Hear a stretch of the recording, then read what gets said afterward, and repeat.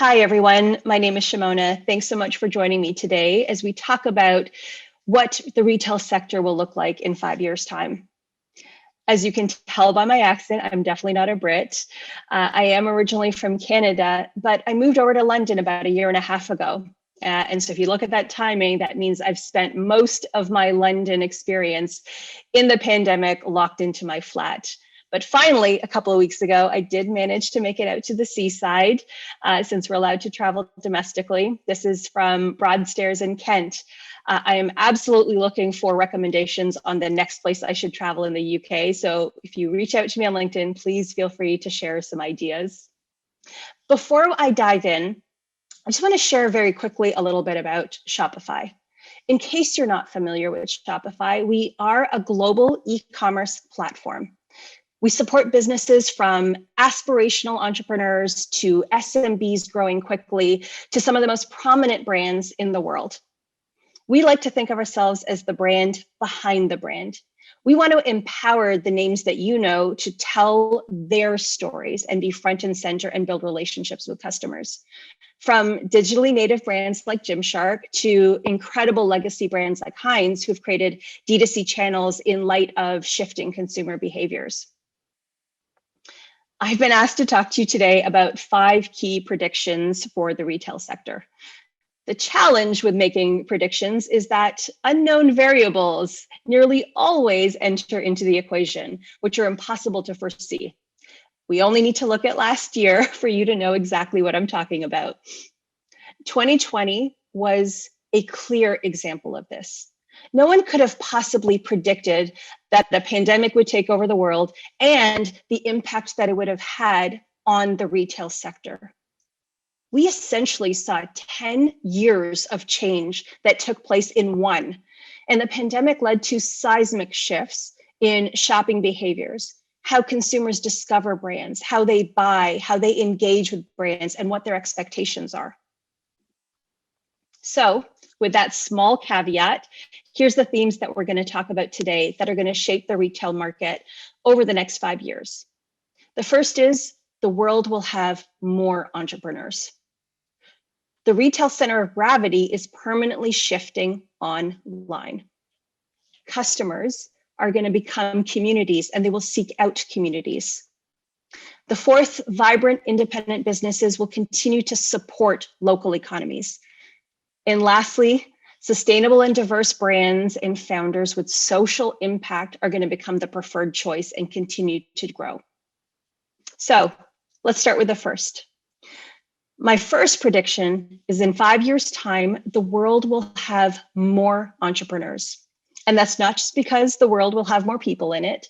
It's because the market conditions have truly shifted and significantly improved and made it ideal for starting a business. The barriers to entry have significantly reduced.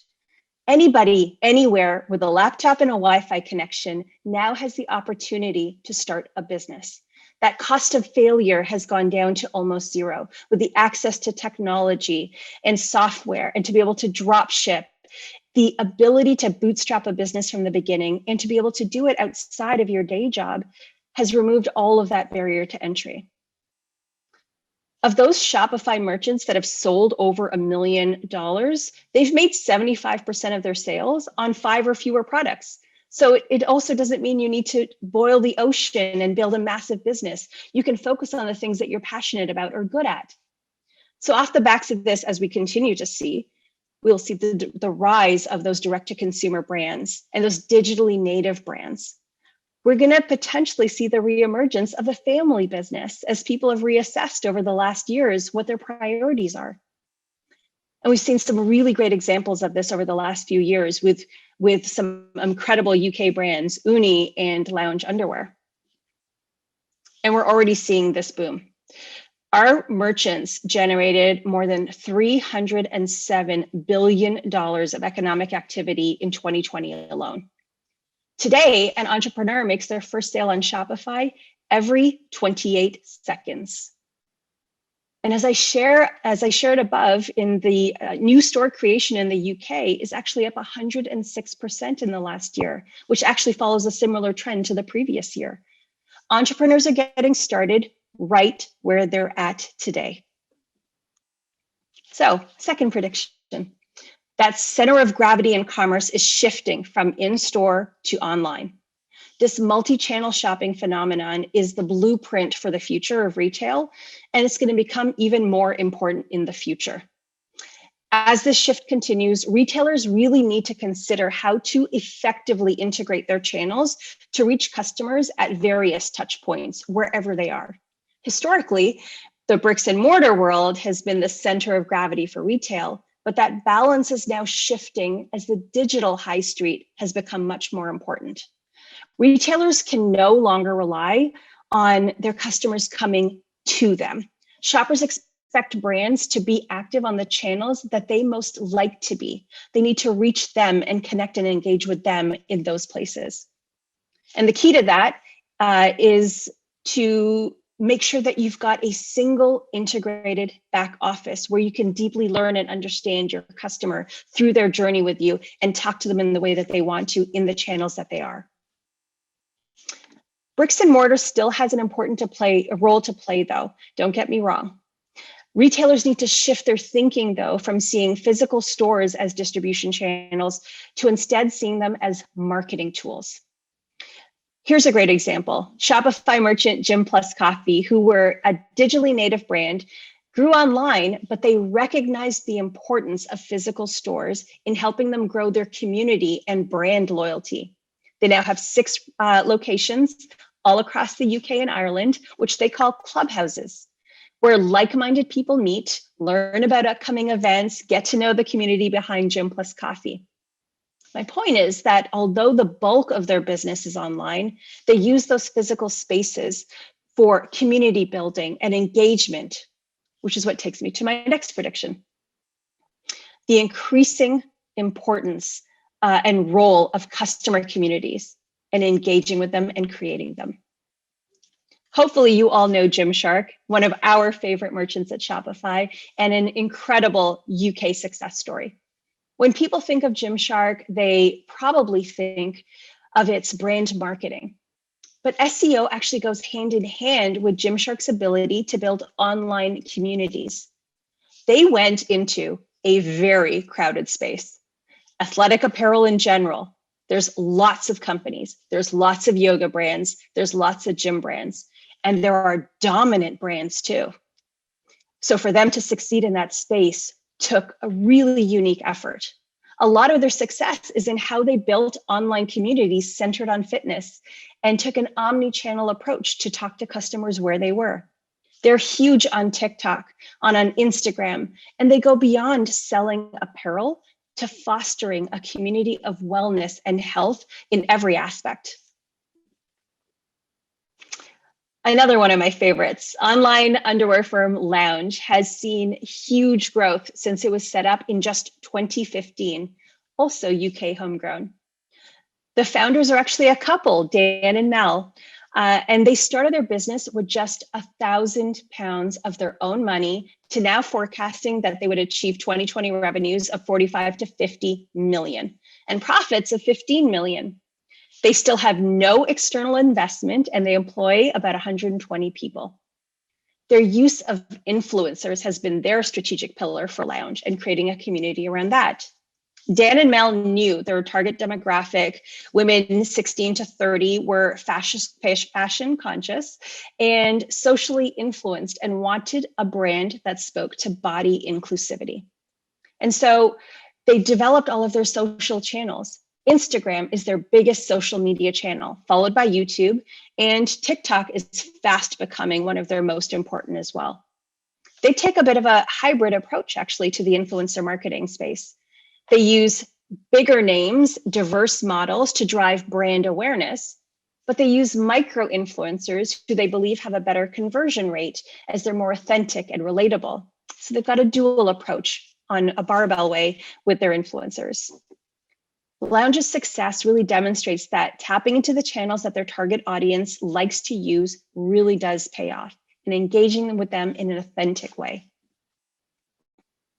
The fourth, The online high street will look less like the clone streets of Britain that we've talked about over the years, and we'll have more local and independent shops, which will strengthen local economies, which is so exciting. What a great outcome from a really, really tough pandemic year last year. The pandemic inspired and drove people to shop locally, and guess what? They loved it. They enjoyed the feeling of helping their local communities, supporting job creation locally, and investing in their local areas and communities. We believe that this long-term shift towards remote working will actually also fuel the trend of shopping locally within the communities that we live in. Bricks and mortar retail is not dead. Our high streets will continue to play an important role in our lives, but local independent brands will continue to thrive as long as they continue to connect with those folks in their communities. The democratization of retailing has massively benefited independent brands, and we're seeing a much higher percentage of them on the digital high street. Our research is actually showing that consumers have expressed the desire to shop with independent businesses, but they do still purchase from marketplaces for convenience. Independent brands, though, that improve their discoverability, they tell their stories effectively in the right channels, and boost their fulfillment capabilities, are going to succeed. Customers have so much more choice on where to buy than ever before. And so those big brands and marketplaces will have to fight harder for customer loyalty beyond the value proposition of just simple convenience. Great example, again, a local one in the UK, is Earl of East. They started fully as a side hustle, and they've grown over 7 years to a business which spans 4 locations across London. Today, they've built a local reputation for quality candles, fragrances, homewares, and more. During lockdown, just like other retailers, they had to shift their operations fully online, and hosting their shop on Shopify made this a really simple transition for them. While they've adapted and been able to grow throughout the pandemic online, they do still believe in physical local retail as well, and powering those neighborhoods that they're in within London. My final prediction, and probably the one I'm most excited to talk to you about, that sustainable and diverse brands and founders that have social impact will continue to become a preferred choice for many. The political pressure for retailers to become ethical has never been higher. As well as greater transparency, some customer segments are now looking for greater engagement from the brands that they love on sustainability and social impact. The key, though, is to be able to do it authentically, which is why diverse brands can do it best, because they're authentic about it. They want to see brands not just ideating, but taking action to bolster their green credentials, making environmentally friendly manufacturing, purchasing, shipping, and packaging choices that have a real impact. And then on the social impact side, we're seeing a rapidly growing number of startup enterprises emerging that make social justice a really big part of what they do and have it baked into their business model. One of my favorite examples of this shift is Pangaia. They're a company, again, UK based, that has a clear vision for their impact, and they're rapidly growing as an ethical, sustainable luxury loungewear company that are selling out their capsule collection drops in hours online, and they're causing lineups right through Selfridges when they launched in-store pop-ups with them. This is a phenomenal attraction, again, for consumers, loungewear that has got sustainability attached to it. As the world grows in entrepreneurship, equitable entrepreneurship has never been so important. We're hoping that in 5 years' time, we will see more Black-owned businesses, more female-owned businesses, and more young leaders. Over the last few years, and last year in particular, we've seen society really try and combat some of these barriers to equitable entrepreneurship, but there's always more to do. At Shopify, it is a huge priority for us, and we've made it part of our mission to remove or counteract those barriers where we can, as I talked about above, removing those barriers to entry to entrepreneurship. But there's always more that we can do. Last October, we announced a partnership with Operation Hope, which is a nonprofit organization working to empower inclusion in low and moderate income youth and adults to help create 1 million new Black-owned businesses in the US by 2030. And we're going to continue to do things like this. I'm super inspired, and I'm going to close with this example of Omalola Jewelry. They're a UK-based boutique started by two sisters. They've got a passion for Afrocentric jewelry from their homeland, and they perfectly encapsulate so many of the trends that I just talked to you about today. They are young Black female entrepreneurs who just got started. They launched their business out of their home and outside of their full-time careers in law and speech pathology. They could do this because the barrier to entry was so low. When the pandemic hit and all of the retailers that they were distributing through had to close down, they lost a massive piece of their revenue stream. But what they did was they experimented online with new channels to reach and engage with new customers and create community through Instagram and especially through TikTok. Over the holiday season, despite brick and mortar being closed, they managed to grow 300% year over year in the holidays. For us, facilitating brands like Omalola is an authentic way of supporting cultures and communities. Though our initiatives supporting Black-owned and run businesses, we are creating space for those businesses to thrive and be able to tell their stories. So, how can you make a difference? What can you walk out of today and do immediately? I'll rewind for a moment. 6 years ago, Lounge Underwear, that success story that I just talked about, Dan, the founder of Lounge, just came looking for help. They had just launched their site for the first time, and he posted this in our online business community, asking other entrepreneurs for help and advice and feedback on the site that they just launched. And 6 years down the line, they of course now turn over $45 million and profits of $15 million. Who would have possibly thought? So my ask is pay it forward. We've just spoken about equitable entrepreneurship and making it easier for new businesses and new founders to start a business. It's up to us to help them find their way in business. So my advice is pay it forward. Use your expertise that you've got today to support the next generation of entrepreneurs, support local entrepreneurs, and think about that in all of the purchase decisions you make as well. These 5 trends that I've just talked about are truly going to impact retail over the next few years. The pandemic has really shifted the way customers discover, engage with, and make purchasing decisions. Thanks so much.